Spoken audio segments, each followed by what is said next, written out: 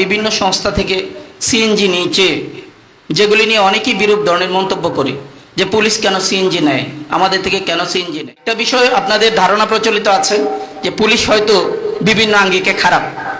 আমার কথা হচ্ছে আমাদের বাংলাদেশ হচ্ছে গরিব রাষ্ট্র, এখানে জনগণের চাহিদা অনেক, আমাদের কাছে জনগণের চাওয়া অনেক অপ্রতুল, যেটা সরকারের সীমিত সাধ্য সেটা দিয়ে পূরণ করা সম্ভব নয়। আপনারা জানবেন যে আপনাদের থানা এলাকায় লোক সংখ্যা 5 লাখ প্লাস, পুলিশ আছে 60 জন, এর মধ্যে অফিসিয়াল ডিউটি 10 জন, নাইট এবং ডে ডিউটি করে আর কোনো অবশিষ্ট ডিউটি থাকে না। গাড়ি আছে একটা, সরকারি তেল সরবরাহ করে 100 লিটার, প্রতিদিন 3 লিটার 15 পয়েন্ট, ডিউটি করতে হয় 24 ঘন্টা।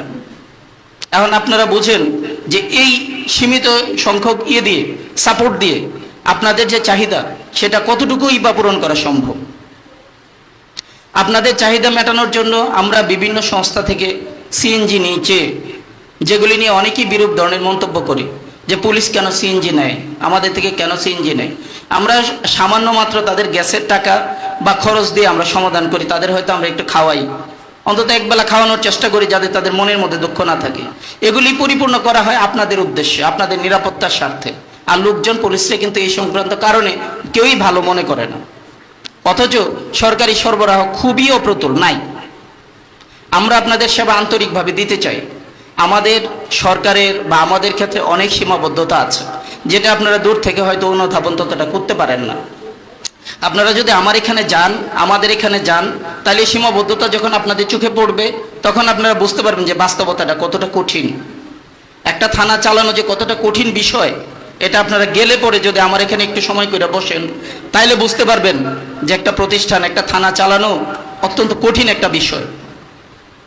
এই ক্ষেত্রে আপনাদের সহযোগিতা ছাড়া, আপনাদের সহমর্মিতা ছাড়া আমাদের কাজ করা কোনো ক্রমেই এই 60 জন মানুষ দিয়ে 5 লাখের নিরাপত্তা এবং তাদের সমস্ত সমাধান করা কিছুতেই সম্ভব না। আপনারা যদি আমাদের আন্তরিকভাবে না নেন, সহযোগিতা না করেন, তাহলে আমরা পরিপূর্ণ কাজ যেটুকু আমাদের সাধ্য সেটুকু আমরা করতে পারবো না। আর আপনারা একটা প্রতিষ্ঠান সম্পর্কে খারাপ কিছু বলতে গেলে আপনার প্রতিষ্ঠান সম্পর্কে আগে জানতে হবে, তাদের সীমাবদ্ধতা আপনাদেরকে বুঝতে হবে, কেন তারা আপনাদের কাজগুলো করে দিতে পারতেছে না। আমার থানা এলাকায় প্রতিদিনই 30-40টা অভিযোগ হয়।